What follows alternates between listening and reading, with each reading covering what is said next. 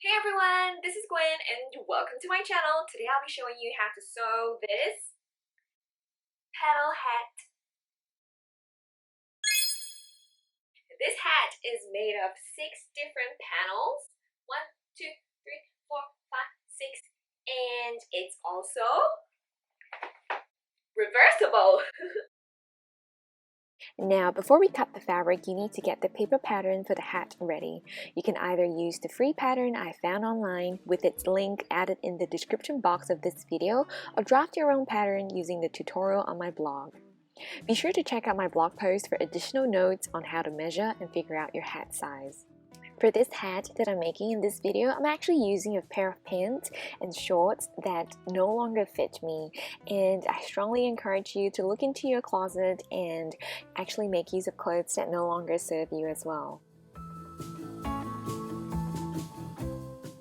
And if you have lots of remnants from your previous sewing projects, I'm sure you can kind of like squeeze a hat out as well.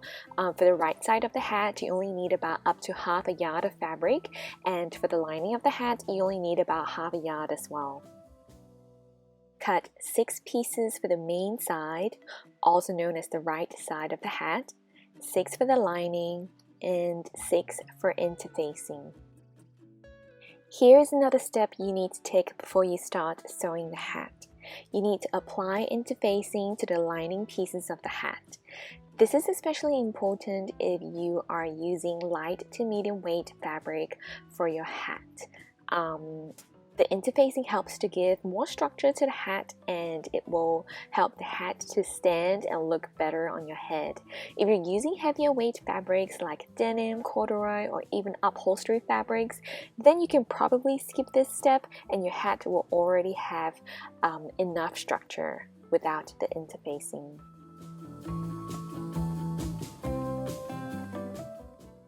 And now we start sewing. Begin by pinning 2 pieces of the main fabric pieces right sides together. Then sew along the right edge of the 2 pieces. Repeat this for 2 more pieces of main fabric, 2 pieces of lining fabric, and 2 more pieces of lining fabric. You will end up with 4 pairs of hat pieces that are sewn together. And each pair should look like this.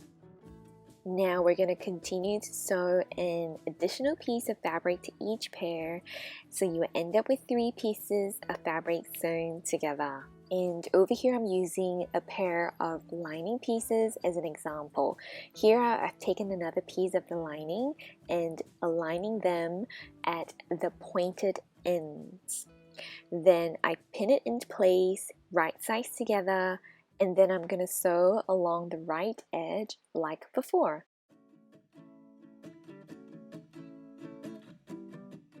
And at this stage, you should have the hat pieces in halves. Each half has 3 pieces sewn together in a fan-like pattern.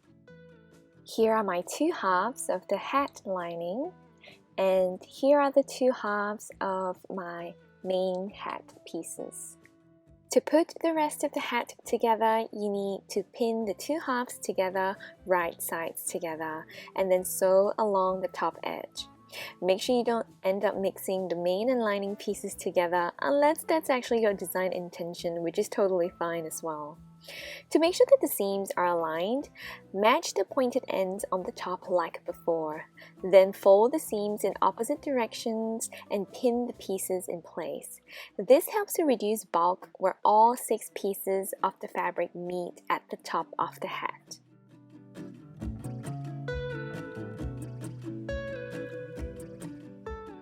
After sewing the 2 halves of the hat together, continue to reduce the bulk at the topmost point of the hat by trimming the seam. And for a second over here, I was really just admiring how the hat is looking so far. I like how all 6 points are meeting at the top, and sewing is so much fun, isn't it? Well, we are so close to finishing the hat. We are now going to pin them right sides together, and we're going to make sure that all the seams for the main and the lining are matched up.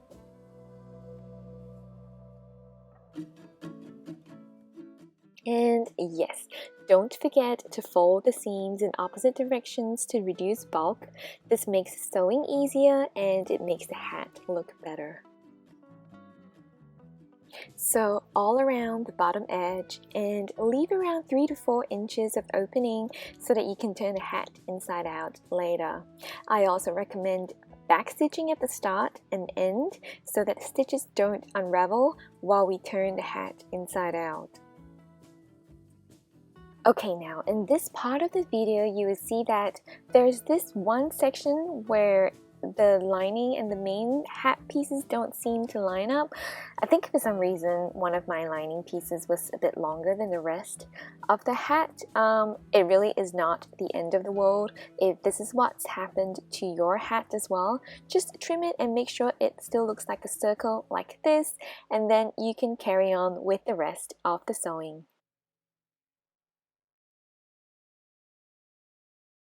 Next, trim the seam allowance along the bottom edge of the hat in half. Do this for the entire bottom edge of the hat except for that 3 to 4 inches of opening that was left for turning the hat inside out. Personally, I like to have a little bit more seam allowance for hand sewing, and that is actually how we're going to be stitching this opening close after we've turned the hat inside out.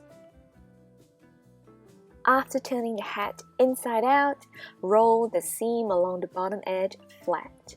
I like to do this with my fingers, and it's kind of like when you have some sticky residue from a band-aid on your skin and then you try to roll it off with your index finger, and then you have that sticky residue on your index finger, and then you try to roll it off your finger by pressing your index finger and your thumb together.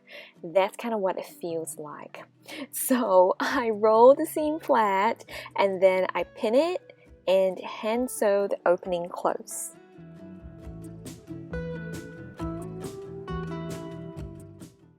Okay, now we're moving on to the final step. We're going to top stitch at the bottom edge of the hat, and this means that your stitches are going to be about 1/8 to 1/4 inch from the edge. I like top stitching because it gives a pretty professional looking finish, and then also in this project it helps to make sure that the lining and the main hat pieces stay flat and don't puff up after use and wash and whatnot. And that's it. Once you're done with top stitching, you have finished your petal hat.